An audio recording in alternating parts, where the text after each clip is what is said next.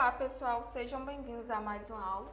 Nesta aula de hoje nós iremos falar sobre astronomia e cultura. Eu sou José Araújo e vamos dar início a mais uma aula. Nessa aula vamos começar falando um pouco sobre as origens. O ser humano ele sempre buscou entender os fenômenos que observa. Daí surgiram explicações sobre a origem do universo, do sistema solar e da Terra. Cada sociedade tem sua própria maneira de explicar esses fenômenos que podem envolver símbolos, códigos e observações distintas sobre como devemos nos comportar e sobre valores morais. Explicações da origem do universo fazem parte da cultura e da identidade de um povo e, por vezes, se misturam a manifestações religiosas e, por isso, é fundamental respeitar qualquer forma de religião. Pessoal, muitas civilizações antigas tratavam os astros como divindade. O estudo dos movimentos dos planetas e estrelas permitia aos povos antigos a distinção entre épocas de plantio e colheita, por exemplo. Algumas culturas antigas, como os maias, os chineses, os egípcios e os babilônios, foram capazes de elaborar complexos calendários baseados no movimento do Sol e outros astros. A observação sistemática do Sol e a utilização dos astros como fonte de inspiração para explicações de grande parte dos fenômenos naturais são marcados entre os povos das mais diversas culturas. Embora o céu seja visto em cada hemisfério com as mesmas configurações e características, a maneira como ele é observado e interpretado pelas diferentes culturas não é a mesma. Por exemplo, a construção dos saberes de cada povo se deu com base nas situações específicas, na observação de fenômenos que ocorriam na natureza ao seu redor.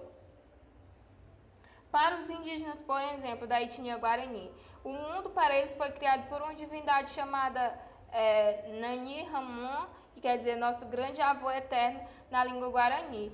Essa divindade constituiu a si própria e, a partir de uma substância com qualidade criadora, ela deu origem à sua esposa. Então ela criou a terra, os céus e a mata. Essa é uma concepção que esse povo tem a respeito da criação do mundo, que foi criada por essa divindade.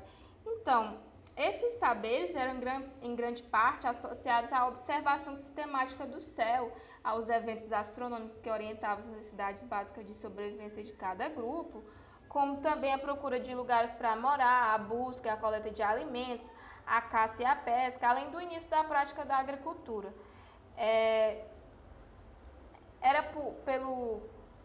pelos astros também que eles se orientavam nos deslocamentos, a contagem do tempo para prever fenômenos periódicos, a elaboração dos calendários, a criação de lendas e até mesmo aspectos místicos e religiosos foram sendo marcados ao longo do tempo na observação do céu. Aqui a cultura é bem comum na cultura dos índios, ele está repassando seus conhecimentos para as gerações seguintes. É um costume bastante comum de os mais velhos sempre estar ali para repassar os conhecimentos e sempre assim de geração para geração. No século XIX, com a busca de evidências astronômicas como os nossos antepassados interpretavam o céu, astrofísicos, astrônomos e geólogos iniciaram uma nova fase de pesquisa, que foi a arqueoastronomia.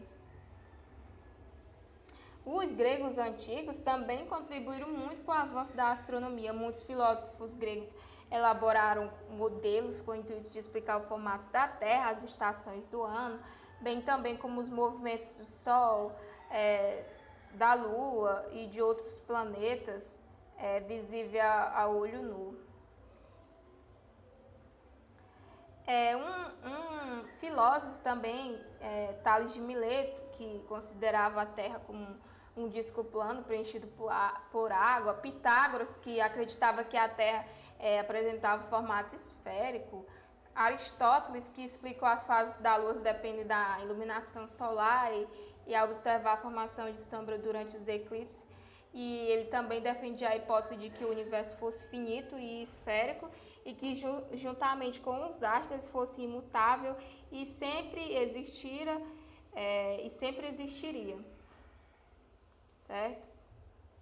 Agora, e a tradição também de usar nomes da mitologia grega e romana foi mantida para corpos celestes descobertos mais recentemente. É como eu tinha falado ontem, eles consideravam os astros como um deus, né? Então, a partir daí eles criaram, tipo, Urano, nome em grego, homenagem ao pai Cronos e o avô de Zeus. Netuno colocaram o nome de Poseidon, né, que é um deus romano das águas, e Plutão, o nome do deus dos mortos, né? Agora a gente vai falar um pouco sobre as estrelas. A gente sabe que as estrelas, elas não são iguais. Cada uma tem características próprias, o que nos possibilita identificá-las. Além disso, como os outros componentes do universo, elas não são eternas, elas têm um ciclo de nascimento, vida e morte. As estrelas não piscam, mas a turbulência na atmosfera da Terra faz oscilar a luz das estrelas que observamos. É por isso que quando a gente olha o céu, a gente tem a impressão de que a estrela está piscando, mas aquilo ali só é a turbulência da atmosfera da Terra. As estrelas parecem brilhar com intensidade diferente, porque possuem tamanhos e idades diferentes e porque algumas estão mais perto e outras estão mais afastadas da Terra, né?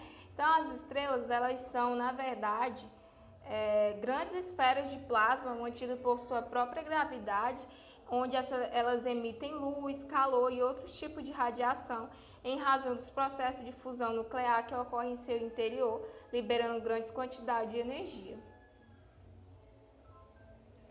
As estrelas que observamos no céu nem sempre existiram.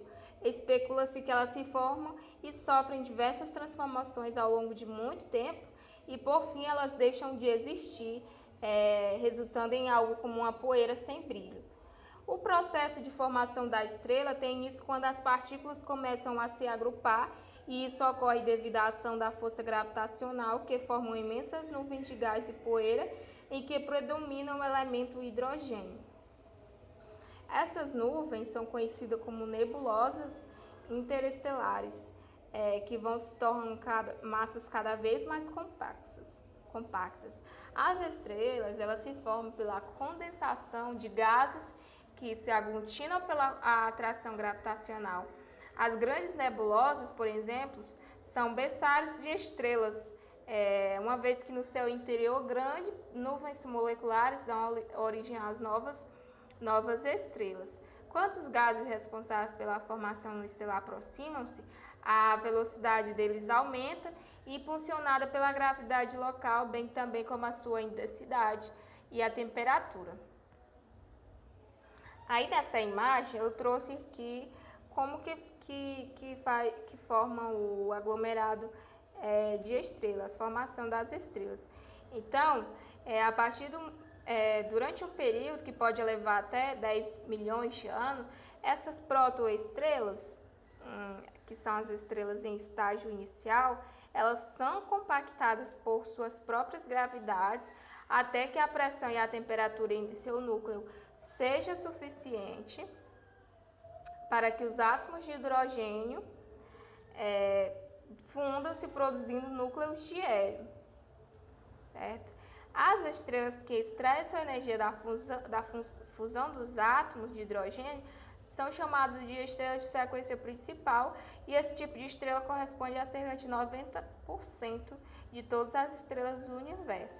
A partir do momento em que essas estrelas tornam-se capazes de realizar fusões termonucleares, o seu combustível é consumido até que a estrela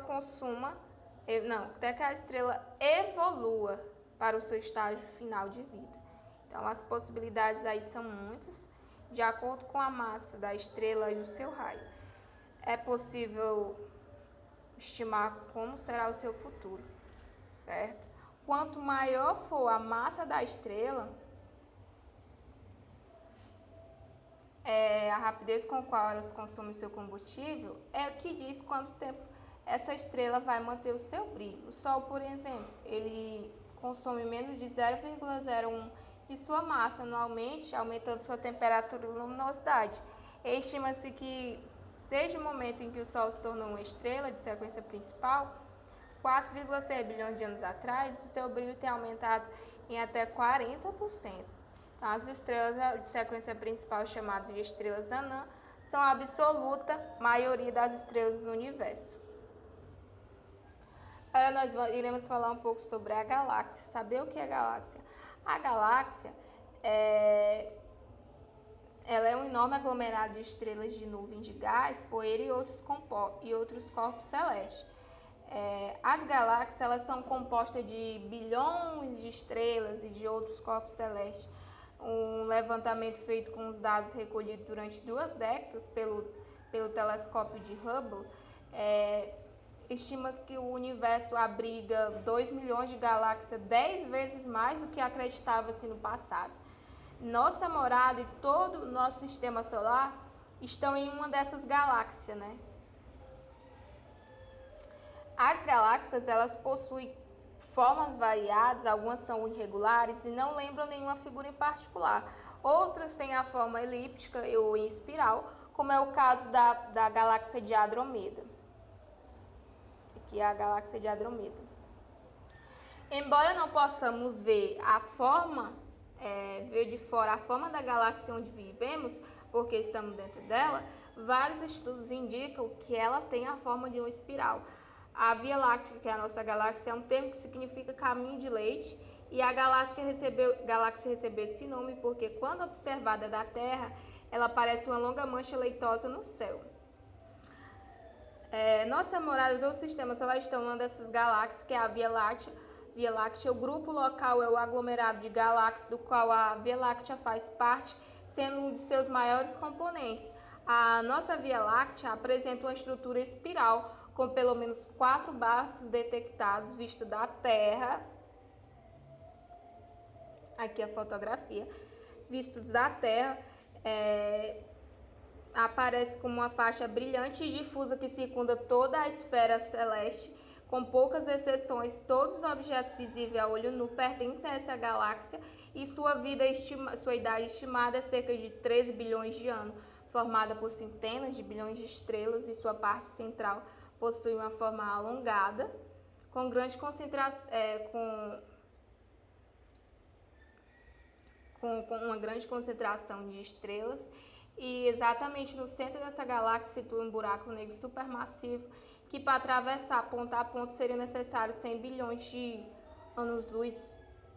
E o sistema solar localiza-se a meia distância entre o centro e a borda do disco, na região do braço de Órion, que é a 26 mil anos de luz do centro da galáxia. Ao redor da galáxia orbitam suas galáxias satélites, né, das quais destacam-se as nuvens de Magalhães, e todo o sistema solar demora em torno de 225 milhões de anos para descrever o movimento de revolução ao redor do núcleo da Via Láctea. Por muitos anos, vários cientistas tentaram descrever os movimentos dos planetas, né? E os planetas executam outros movimentos, rotação, movimento em torno do seu próprio eixo, que termina os dias e noites.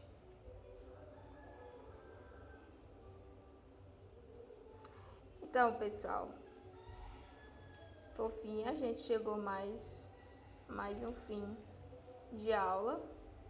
Eu espero que todos tenham compreendido o conteúdo e até a próxima.